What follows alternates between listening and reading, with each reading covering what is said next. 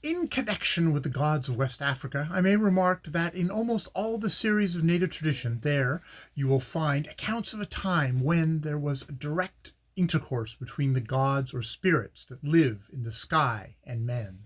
That intercourse is always said to have been cut off by some human error. For example, the Fernando Po people say that once upon a time there was no trouble or serious disturbance upon the earth because there was a ladder made like one you get palm nuts with, only long, and this ladder reached from earth to heaven so the gods could go up and down it and attend personally to mundane affairs.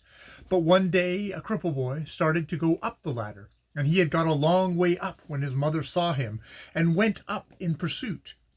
The gods, horrified at the prospect of having boys and women invading heaven, threw down the ladder and have since left humanity severely alone. The Timoth people, northeast of Sierra Leone, say that in old times God was very friendly with men, and when he thought a man had lived long enough on earth, he sent a messenger to telling him to come up into the sky and stay with him. But once there was a man who, when the messenger of God came, did not want to leave his wives, his slaves, and his riches, and so the messenger had to go back without him, and God was very cross and sent another messenger for him, who was called Disease, but the man would not come for him either. And so Disease sent back word to God that he must have help to bring that man. And so God sent another messenger whose name was Death. And Disease and Death together got hold of the man and took him to God. And God said in future he would always send these messengers to fetch men. The Fernando Po legend may be taken as fairly pure African, but the Timoth, I expect, is a transmogrified Arabic story, although I do not know of anything like it among Arabic stories. But they are infinite in quantity, and there is a certain ring about it I recognize. And these Timoths are much in contact with the Mohammedan, Mandingos, etc. In none of the African stories is there given anything like the importance to dreams that there is given to attempts to account for accidents and death. And surely it must have been more impressive and important to a man to have gotten his leg or arm snapped off by a crocodile in a river, or by a shark in the surf, or to have got half killed or seen a friend killed by a falling tree in the forest in the daytime, than to have experienced the most wonderful of dreams. He sees that, however terrific his dream experiences may have been, he was not much the worse for them. So not so in the other case.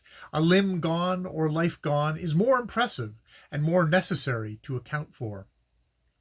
No trace of sun worship have I ever found. The firmament is, I believe, always the great indifferent and neglected god, the Nyan, Kupon, of the Tishwi, and the Nzumbi, Nizam, etc., of the Bantu races. The African thinks this god has great power if he would only exert it, and when things go very badly with him, when the river rises higher than usual and sweeps away his home and his plantations, when the smallpox stalks through the land, and day and night the corpses float down the river past him, and he finds them jammed among his canoes that are tied to the beach and choking up his fish traps, and then when at last the devil wail over its victim goes up night and day from his own village, he will rise up and call upon this great god in a terror maddened by despair, that he may hear and restrain the evil workings of these lesser devils.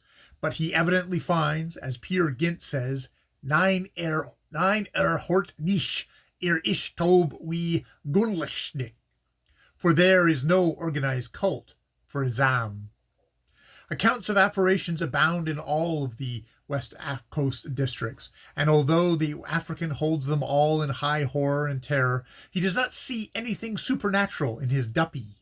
It is a horrid thing to happen on, but there is nothing strange about it, and he is 10,000 times more frightened than puzzled over the affair. He does not want to investigate to see whether there is anything in it. He wants to get clear away and make juju against it one time. These apparitions have a great variety of form, for, firstly, there are all the true spirits, nature spirits. Secondly, the spirits of human beings. These human spirits are held to exist before as well as during and after bodily life.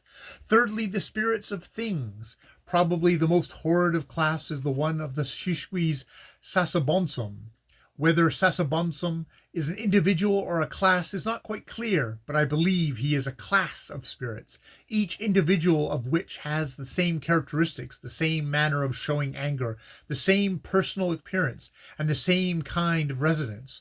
I am a devoted student of his cult, and I am always coming across equivalent forms of him in other tribes as well as the Shui, and I think he is very early, as the Shui have got their religious notions in a most tidy and definite state. We will take their version of the Sasabonsum.